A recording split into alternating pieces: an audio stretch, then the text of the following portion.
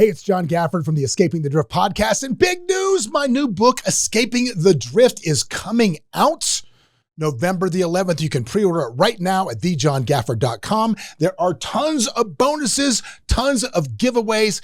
Get the book. If you are somebody that feels like you might be drifting along, this is for you. If you know somebody that feels like they might be drifting along, this is for you. Available everywhere, all bookstores, everywhere, Amazon, Barnes & Nobles, the whole nine yards. But pick your copy up right now at thejohngafford.com and get a bunch of the awesome bonuses I've thrown out, because I promise you, I put my heart and soul into this thing. I want it to help you change your life. Pick it up everywhere. All right, I'm going to ask you a tough question. You're not allowed to say 50-50. You can't answer 50-50. Sure. Ready? That is off the table. Sure. Okay. Is this more about art or is it about business?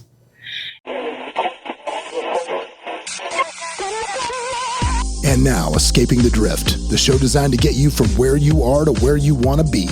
I'm John Gafford, and I have a knack for getting extraordinary achievers to drop their secrets to help you on a path to greatness. So stop drifting along, escape the drift, and it's time to start right now.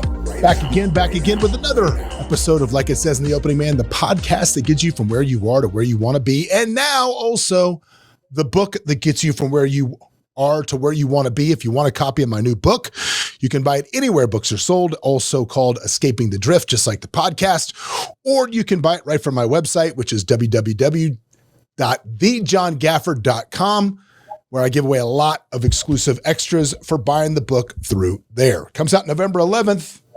Make sure you get your copy today. But today, beaming into the studio, people, I have an entrepreneurial type human. Actually, everybody that comes through here is an entrepreneur. But this person is the co-founder, managing director of a company called Flying Solo.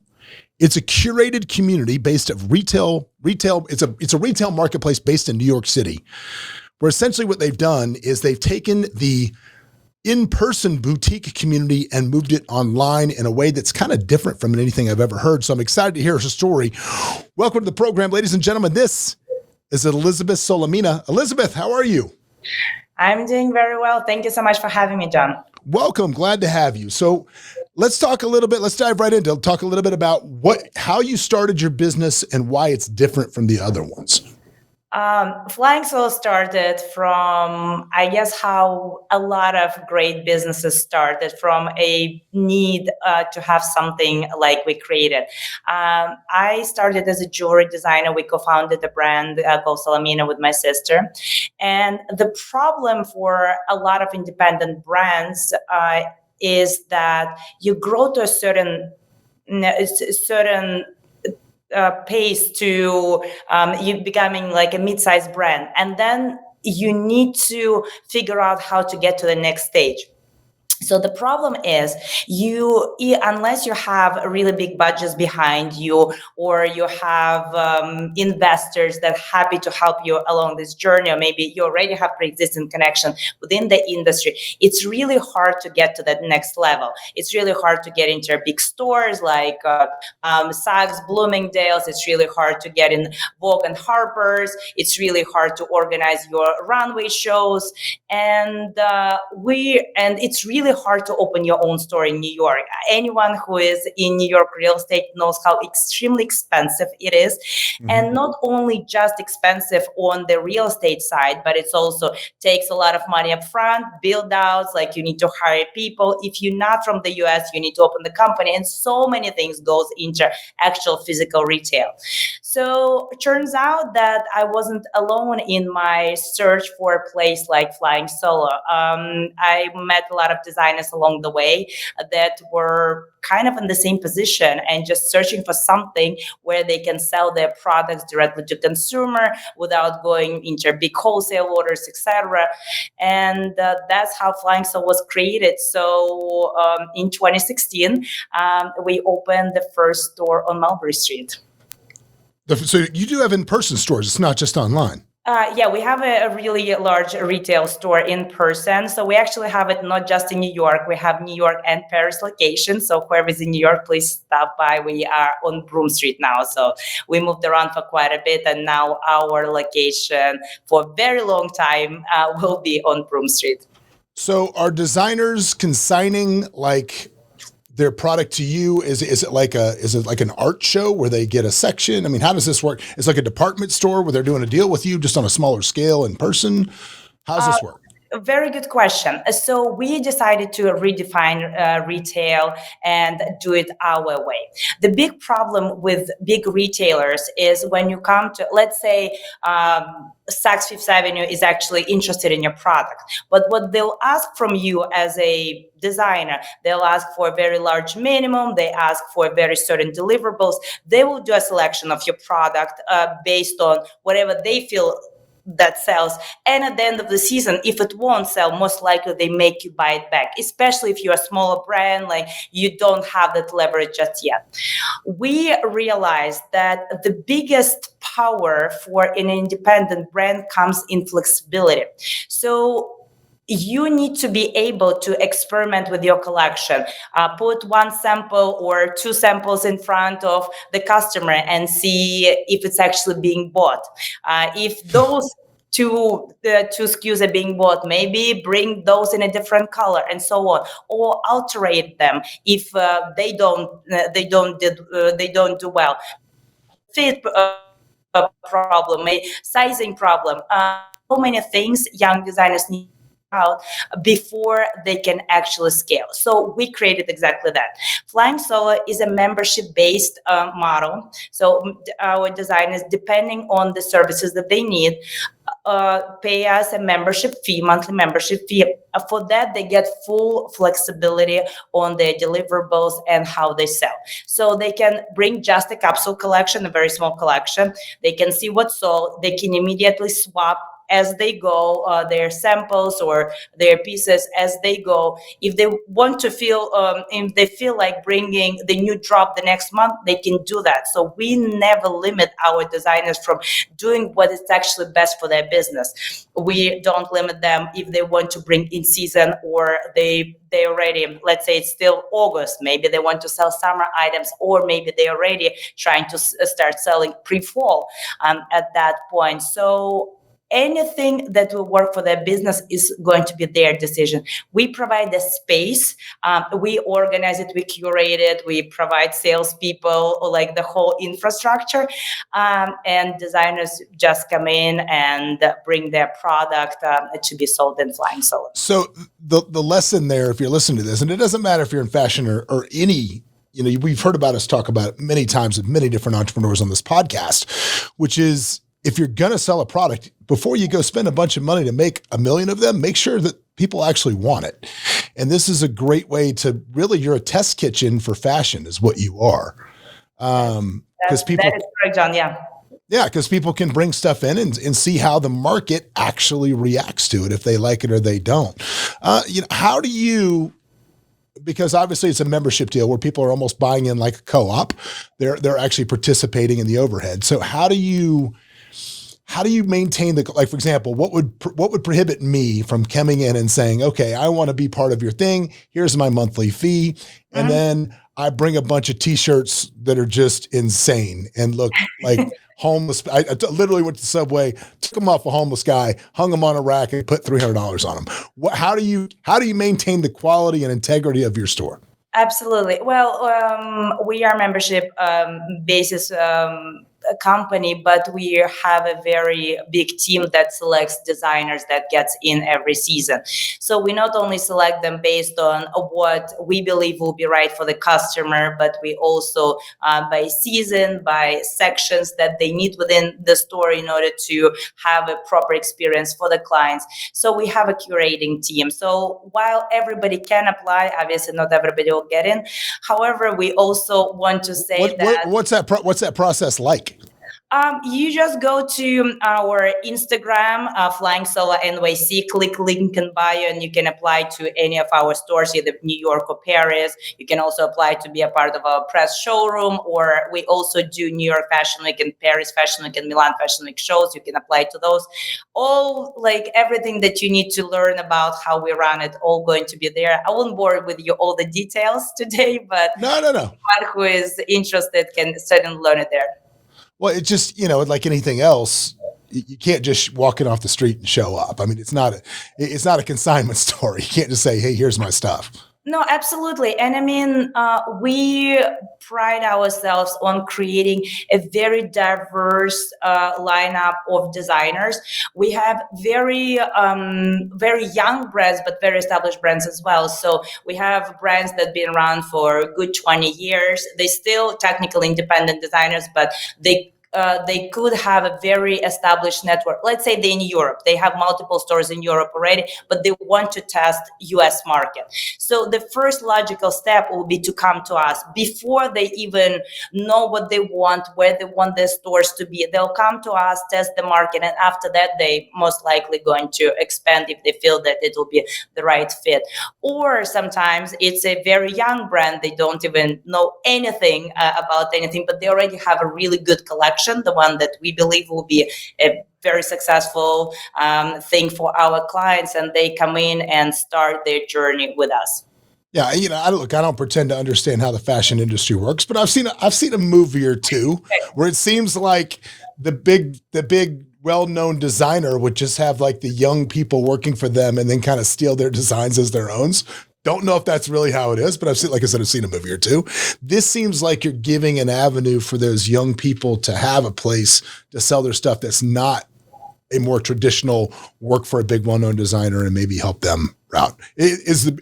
Am I right by that? Am I wrong? I mean, you can tell me if it's just fiction. You are right. It's the reality of it is there is a lot of talent out there that people want to create their brand, but the problem is that breaking in, how do you even start your brand? I mean, you can create your collection and hang it in your studio, but what's the purpose of all of that? You need to bring it in front of people and actually start testing the market. Is it a good fit? Do you need adjustments? And by the way, reality, even the most talented and the designers that become extremely successful through going on a journey with us, they still take some time to test everything and adjust. We have a couple really great examples when designer joined, and like 4 years later, they already start becoming a bigger brand and leave us because they want to open their own stores, but they started from very beginning.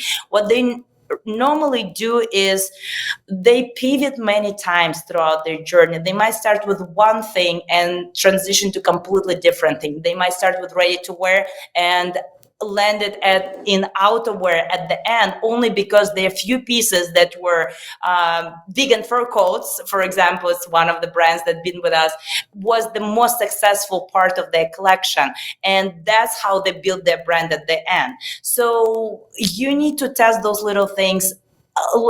Fashion is very fluid.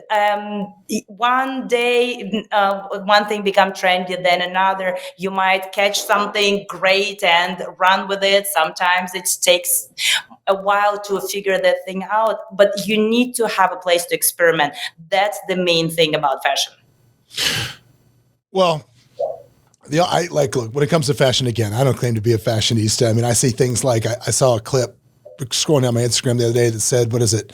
Jaden Smith is now like the head designer at Christian Louboutin or something. I'm like, dude, other than being from the Lucky Sperm Club of getting bored to Will Smith, I don't think that kid has any talent for anything other than that. But I guess sometimes that qualifies you. But that brings me back to this question, which is this. So I would think that what would make someone very good at designing fashion, right, that artistic side of them, would also make them terrible business people. I just would think you don't get it all. Nobody gets it all, right? Like, I'm an elite level business person, but I could not go design a shirt. I don't have that in me, right? So my question is, how much of what you guys do is also mentoring them on the business side? Is there an aspect of that? I would think for them to be successful, there'd have to be. Yes, I mean, John, you're absolutely right on that. I'm not saying that every creative person is a bad business person. Sometimes you get lucky to have both. But at the same time, you need to put time and energy in developing your other side, let's say business side in that case. So what we do in Flying Solo, initially we provide them the entire structure of that. So they literally just bring their collection to Flying Solo and we do the rest. We merchandise it, put it on the website, we present it to the client. If they we present it to press, to the magazines, the way it's supposed to be presented. Most of the time, when it's a young brand and one person behind that brand, they just simply don't know how to start. They have no clue. no clue. But little by little, seeing how we do it, they will learn. They will learn how to present their collection on the sales floor, how people talk about it, see how we interact with clients, and that's a very good part of mentoring. So we mentor by example. Okay, so would you say that you do more business online or through the in-person boutiques? We do more business in-person boutiques, but there is a very specific reason for it. Yeah, let's have it. Because I thought this was online. I think I read that in the opening bio that you had taken this online. I was wrong. So the biggest challenge for independent brand is you go as a shopper online, you see something beautiful, you would love to buy it. It's like, this is so cool, I would love to buy it. And your first challenge is going to be, well, is it going to fit me? Because let's say it says size medium, but God knows if that independent designer put medium as medium, or it should be bigger, it should be small. Second problem that you have is like, I don't know the brand, I don't know the quality, I don't know like if they even going to deliver. It seems like a cool brand, but I never heard about it, so I do not have a trust in the brand just yet. So that's why a lot of brands do need us as Flying Solo. And when you come to established retailer like us, we've been around for 10 years now, they see that we have a beautiful curation of the brands. While brands themselves could be very young, they already trust us that we pick the right ones. They can try it physically in the physical retail, see if they like it. And then they oftentimes, if they fall in love with the brand, they often order online, not just through our platform, not just through Sure. NYC. Oftentimes they go directly to the designer because they might have bigger collection on their website and so on.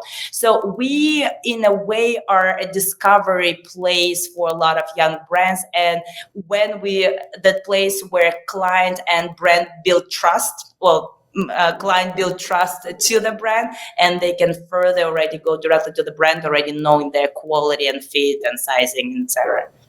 And your revenue model for your business is strictly based really on, because 100% of the profits outside of, credit card processing and all that stuff goes back to the designers. So your revenue model is 100% based on these memberships, correct? Your membership model. That is correct. And that's how we want to structure it from the beginning. It's the best way for us to give each designer equal opportunity to sell in our store. So again, we do have more established designers than others, the ones that do more business than others, but regardless, we treat every designer equally. So whether you just created your collection 6 months ago and put it in our store, or you've been established in 20 years in the business, we showcase, we merchandise everybody equally. So every designer will have an equal play in the store.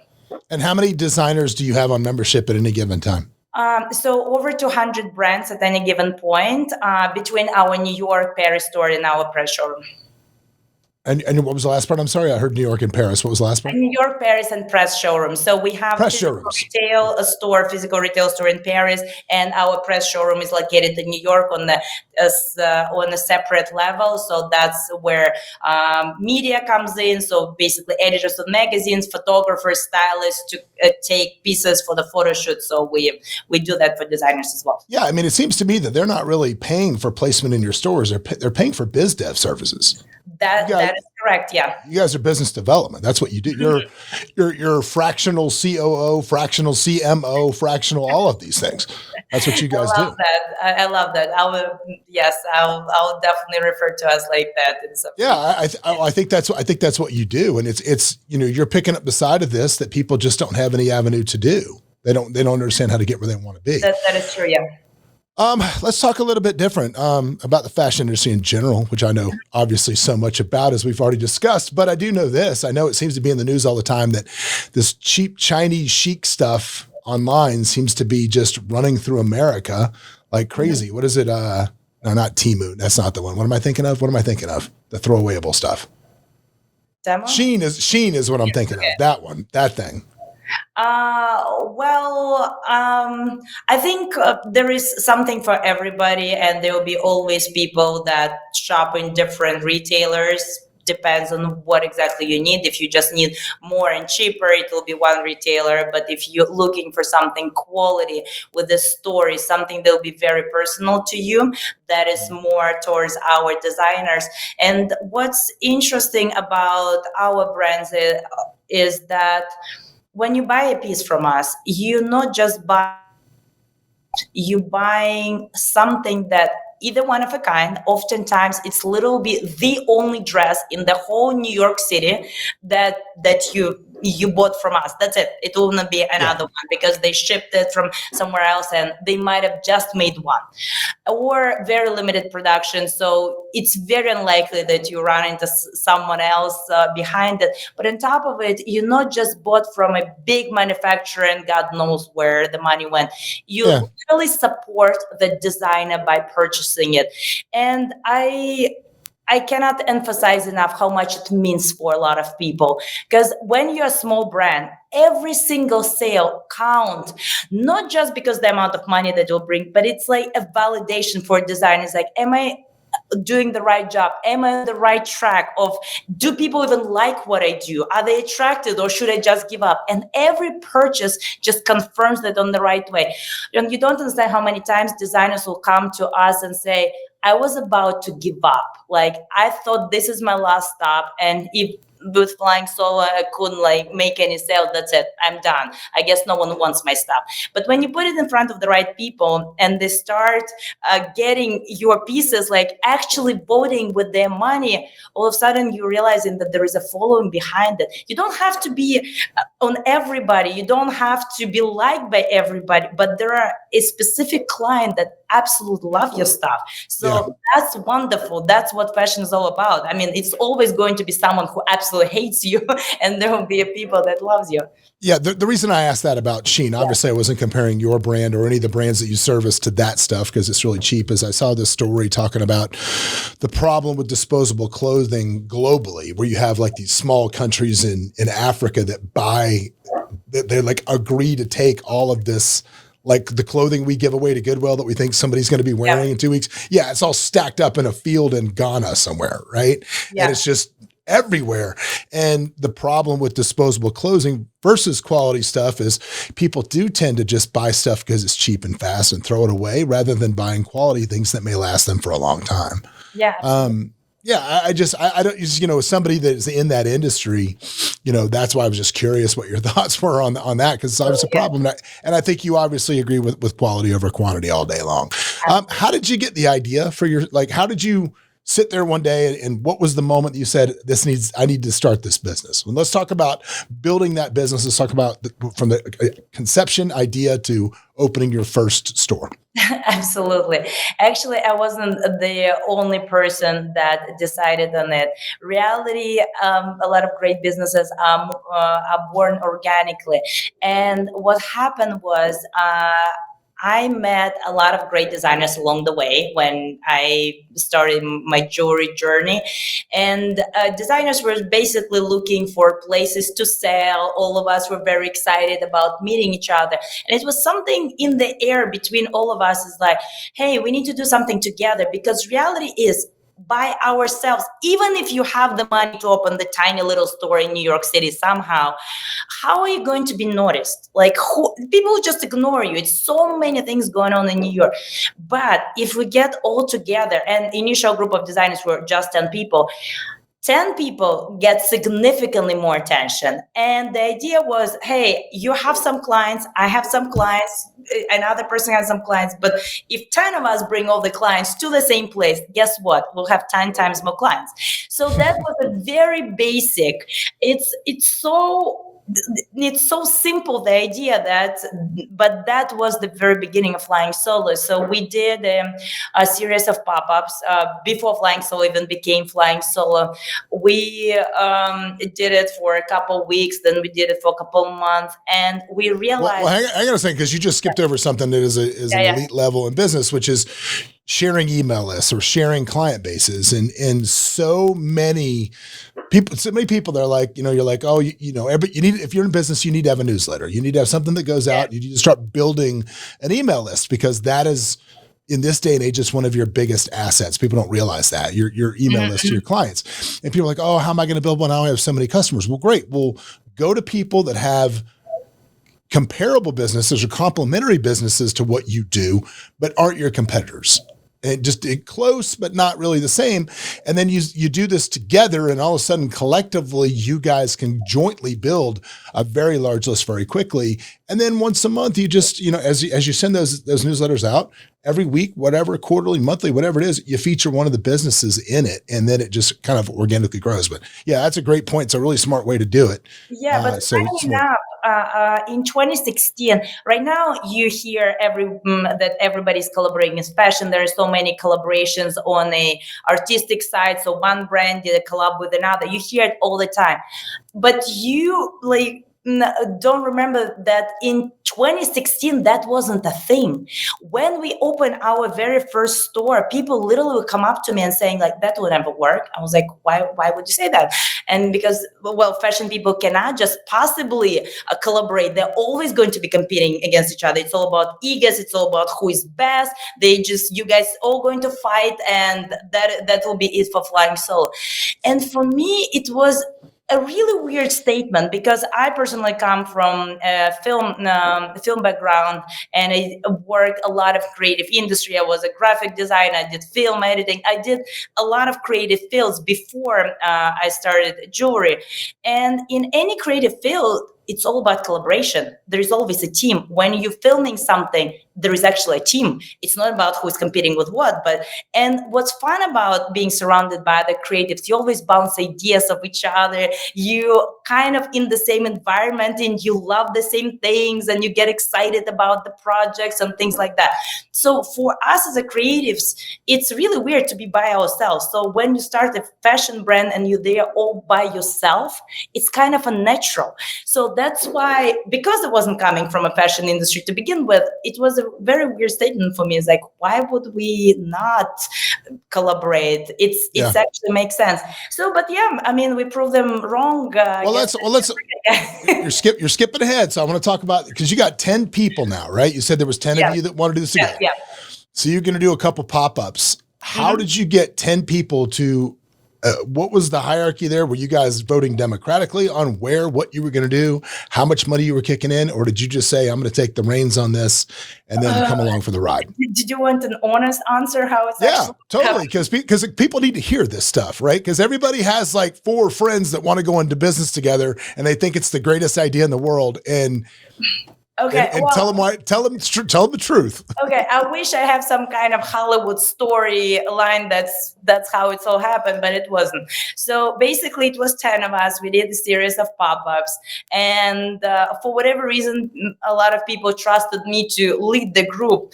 And it was then one of the latest pop-ups were coming to the end, and they came up to me and they're like, "Well, we need to figure out a permanent space." I was like, okay, and you need to do it. You need to go find a permanent space, go find the money, and we'll bring more designers. That was the promise. I was like, okay. So in order for us to open something permanent, we needed significantly more money, obviously. Yeah. So we were aiming towards like 30 designers at the beginning. And on top of it, we need to find someone, an investor basically, who will co-sign for us, because we're just a bunch of designers. Hang on. Did you write?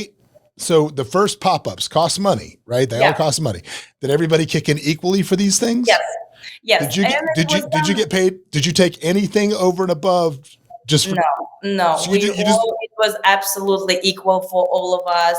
And you just did all the work on the pop-ups just because you wanted to see if it would work. You did all that. Well, I was also serving myself in that. I was one of the designers.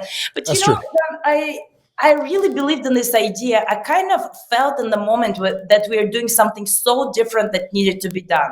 I don't know. I think a lot of people, when they start their businesses, they have that moment when you're like, I need to do it. Like, I don't know why. It doesn't make any sense. It's like financially could be a shit show, but I need to do it. And that was one of those things. It was like, somehow I'm capable of doing it.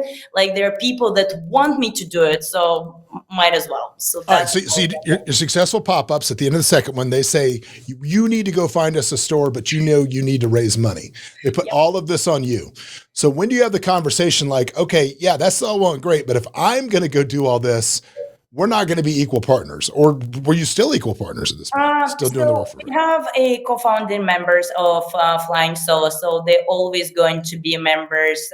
So they have a very privileged, terms of their journey. Members and equity are two different things. No, absolutely. But I mean, none of us really had the money to put in. So we needed an investor who becomes a majority owner, who put up the actual money for all of us. And thankfully, I was able to fund one based on my previous connection, based from the. All right, let's talk about that. Don't run past that, because look, businesses need capital to get moving. Yeah, so you obviously went out and raised some capital. So talk to me about that process. Yes, we actually didn't do an raise like in a traditional sense. I found one investor who wanted to invest in us, and we did not go and we stuck with him for all this time. So did you have a business plan? Did you have projections? Did you have all those things, or was this just somebody that you had a relationship with and you said they believed in you? Because both things can happen. Both things, they can have both ways. He believed in me because we worked together on the previous projects back in my film days.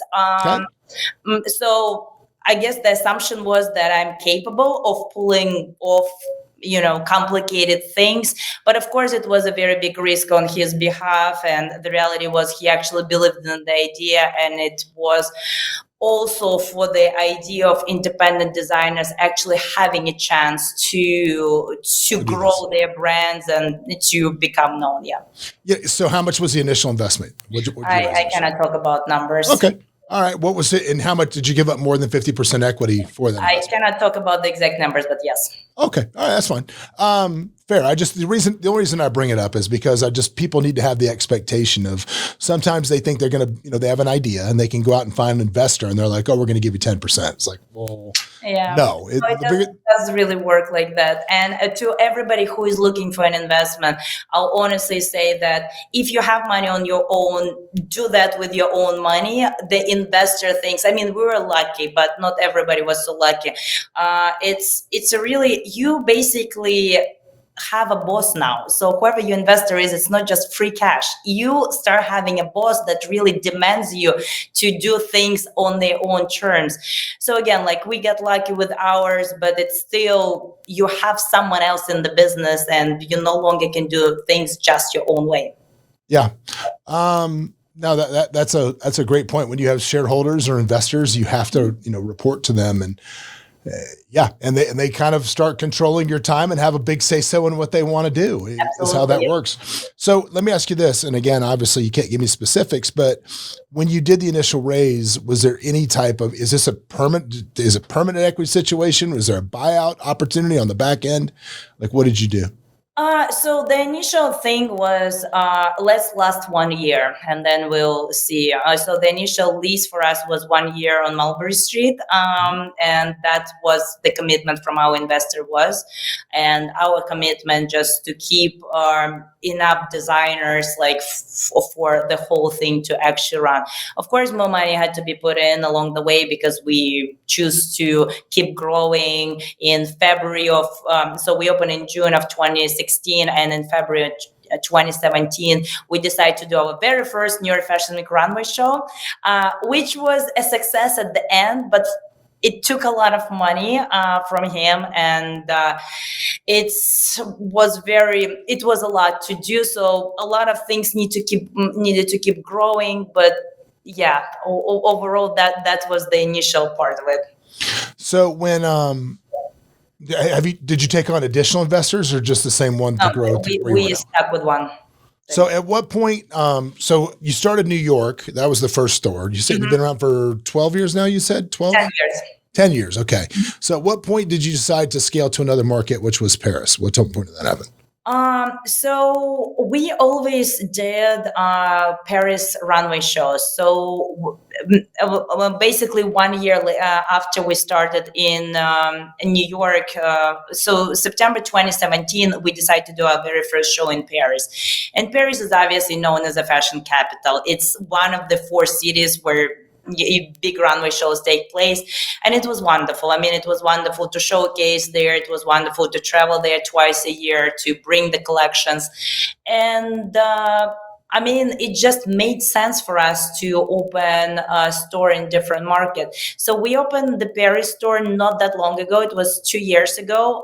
So that's our third year running there. So when you opened the Paris store, did you have to raise more capital, or was the business sufficient enough to make that? We had to ask for more money from the investor. It was definitely an investment for us. It was a very expensive market to get in. I will say that. I can imagine.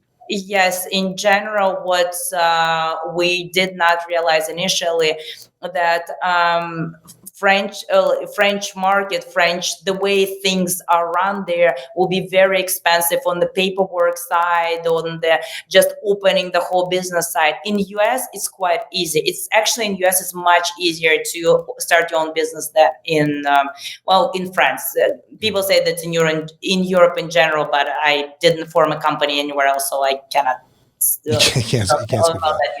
All right. So what are the growth plans now for the brand? Where are you trying to go? So we are a very established brand in the fashion industry right now. So our next move is actually we are going to host Flying Solo Awards ceremony in June of next year.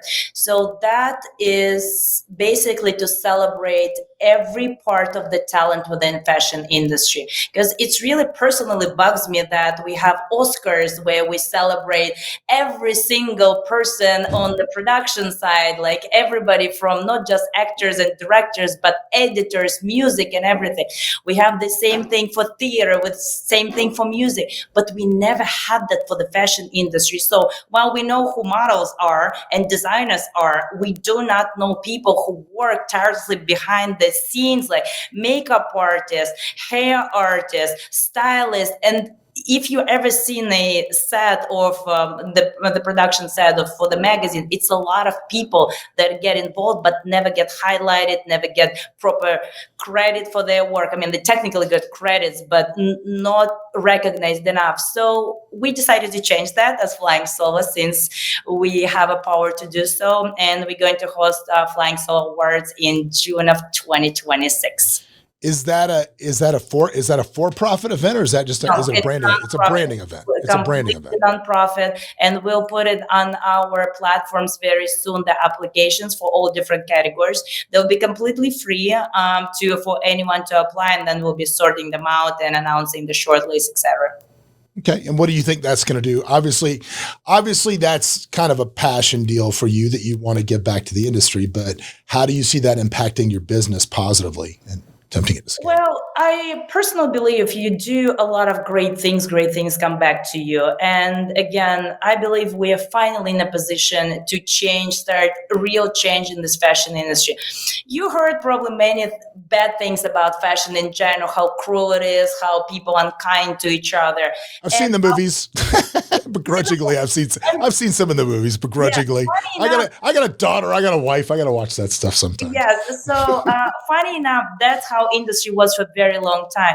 And we, from the very beginning, said that we're not going to be those people. We actually going to be the people that would be kind and won't be mean, will give chances. And this is one of our things that always been. We not just give chances to designers, that's obvious. But when people come to our press showroom, there are a lot of young talent that's coming. Let's say you're aspiring stylist, right? You are about to work on your first big editorial for the magazines. You come to a showroom and say, hey, I want to take this and this clothes. I have this amazing project. It's going to be great. And most of the showrooms will say no to you because it's like, well, what's your track record? You're like, I don't have any yet. I'm young. I'm passionate. I want to do something in this industry. They're like, well, nope. And without great clothes and without great setups and everything, you oftentimes cannot do things.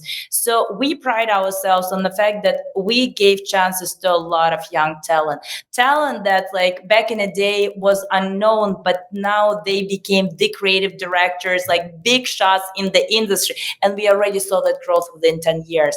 And they always come to us and say, hey, you gave me a chance when no one did. I will forever remember what you guys did for us. So I believe that's our mission in general, and something that I personally believe in. When you're in a position of power and you can give young talent an opportunity, you just must do it. It just should be part of your thing. And that's what we're going to do.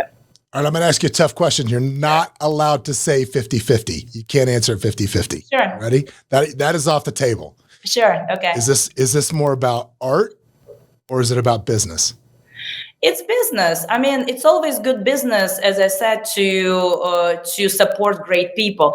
I'm not saying that we're non-for-profit company whatsoever. Of course, great attention. When you do great thing, you get a lot of great attention and you become more known. I'm not hiding that fact, but we are here to celebrate the entire industry. And again, we, as a Flying Solo Awards, do a completely non-profit thing. So whoever will be winning those prizes, like it will be for them completely. We will not charge a cent for it. Oh, well, I think that's not what, and I see, yeah. I think we had a miscommunication because I wasn't talking about, because like we always get those things like, hey, do you want to win America's Best Businessman Award? Send $3,000 to this. And it's like, no, dude, yeah. I don't need to buy myself a plaque. I could do it cheaper just going down the street.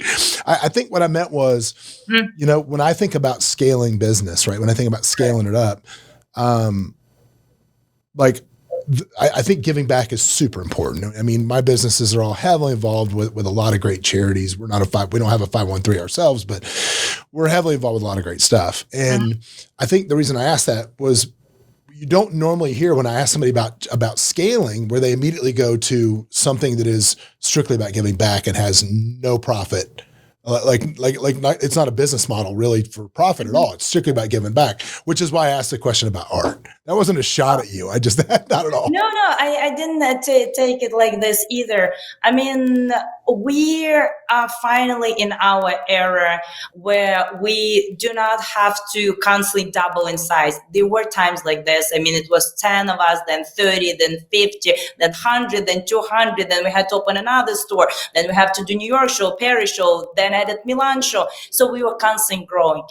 I believe right now it's our era of Flying Solo to dig deep, to create this better connections, like within industry, with designers, to help them better. We don't really have ambitions to have 100 stores in New York because that's not something that we believe we should do. Yes, we'll grow in size because it's a lot of demand and we are trying to do it very organically.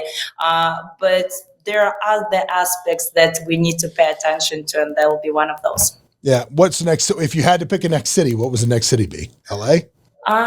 There are a lot of different. Well, I guess you're international, so you could say Milan, you could say London. There's a lot of places. So there are a lot of places. I mean, we looked at different places, including London, Milan, Dubai, LA. Each of those markets has its own upsides and its own challenges. So one thing what we learned about expanding is like you need to know your market first. You don't know what you don't know in your market, and it's much simpler to open in a market that you already live in. Not because you necessarily have a company established or know how to run the business in that. You know the market. But you know the market. I mean, you know how people think. You kind of understand the people that you live with, somehow their habits, like, you know, what they do, what they don't do. You already know them. And when you go to a new market, you need to have partners there, at least like managers, someone who will guide you through these cultural differences. And can we talk? Oh, that's a great point. Let's talk about that real quick, because that's a great point. Your store in Paris, is there somebody there all the time that has equity in that business? No, we don't have anyone who has equity, but we hired a very high skilled management there. So therefore, there are people that already, and before even opening the store, we did hire consultants from the market. But you're still going to have challenges. Funny enough, not everybody thinks as Americans do. So I'll give you a great example for difference between two markets. America is all about the client, the final client, the profits. Whoever makes the most is the most important person, right? We all about success and drive and let's make it happen. French are not about this. And if you go to that market, you should accept that. It's more about balance and quality of life and living home, going home on time and not overworking. And that's their thing. And again, when you go to a different market, you cannot disrespect it. You need to understand that those are their values and you cannot just impose yours on them. You have to understand where they're coming from and kind of play not necessarily just by the rules, but at least acknowledge that there is a different set of rules how industry is done there. So yeah. Well, I would also guess, and I would guess that your mission of what you're trying to do, and the mission is as important to the people that gravitate to be employees for your company as almost as the amount of money they can make and how successful they are. They probably, because I see how passionate you are about your mission, and that's got to permeate through the whole organization, I would guess. I believe so. Yeah, we definitely attract a lot of really great talent. And I also love the fact that while I personally do not expect that everybody, when they enter flying solo, like being employed by flying solo, think that they're going to be here forever or have aspirations to be here forever. But it could be a really big chunk of their development, because we always give extra opportunities to people. So you might come into our organization as someone on the sales floor. So that's the first level job that you'll get, but you might have other aspirations like being a stylist, being on photo shoots, being part of fashion weeks, etc. If you ask us, most likely we'll give you, like, if we have time for that, we'll give you the chance to do that next time we're doing something like that. And this is your chance to showcase your skills or your desire to do so, and you can progress. We do have a lot of great people that came from like literally the assistant of the assistant job and now run the whole department. And they're very happy in their role. They develop the whole department in a great way. And I believe that's a success story. Well, that's awesome. Well, Elizabeth, yes. It's a great story. I wish you well in all your future endeavors. If they want to find you guys, how do they find you? Our Instagram is Flying Solo NYC. One word, and all the websites are linked in bio. You can reach us there, take a look at what we have to offer both on the consumer side and to designers, and definitely stop by 419 Broome Street in New York. It's Soho, New York, and in Paris, it's 43 Rue Marcel. Cool. Well, thanks so much for joining us today. I appreciate your time. Thank you so much. As we wrap it up today, folks, just remember this, man. If you listen to that story today, just understand something. If you have a passion about something, you can absolutely turn it into a business. If you just get with the right people, focus on the right things, and always, always, always test before you spend a bunch of money. We'll see you next week. Hey, it's John Gafford from the Escaping the Drift podcast. And big news, my new book, Escaping the Drift, is coming out November the 11th. You can pre-order it right now at thejohngafford.com. There are tons of bonuses, tons of giveaways. Get the book. If you are somebody that feels like you might be drifting along, this is for you. If you know somebody that feels like they might be drifting along, this is for you. Available everywhere, all bookstores, everywhere, Amazon, Barnes & Nobles, the whole 9 yards. But pick your copy up right now at thejohngafford.com and get a bunch of the awesome bonuses I've thrown out, because I promise you, I put my heart and soul into this thing. I want it to help you change your life. Pick it up everywhere. What's up, everybody? Thanks for joining us for another episode of Escaping the Drift. Hope you got a bunch out of it, or at least as much as I did out of it. Anyway, if you want to learn more about the show, you can always go over to escapingthedrift.com. You can join our mailing list. But do me a favor, if you wouldn't mind, throw up that 5-star review, give us a share, do something, man. We're here for you. Hopefully you'll be here for us. But anyway, in the meantime, we will see you at the next episode.